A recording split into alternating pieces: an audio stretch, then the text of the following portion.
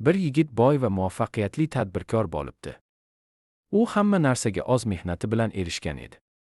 Bir kuni u yangi uyiga qochib o'tayotib, eski narsalar orasidan otasining eskirgan, yamalgan koylagini topib oldi. U buni axlatga tashlamoqchi bo'ldi, lekin to'xtab qoldi.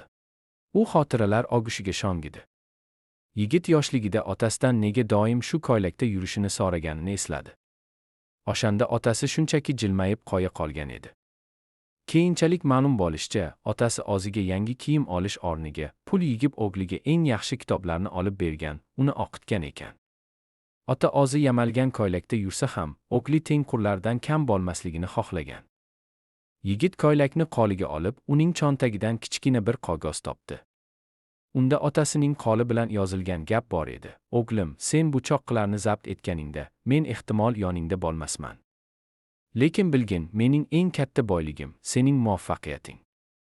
Yigitning ko'zlaridan yosh qalqidi. U dunyodagi barcha boyliklari shu bitta eski koylak oldida hech narsa emasligini tushundi.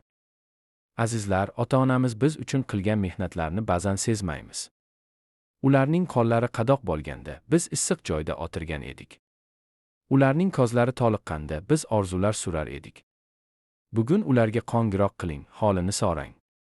Zero vaqt eng shafqatsiz hakamdir. Mano, bilan qolganingiz uchun rahmat.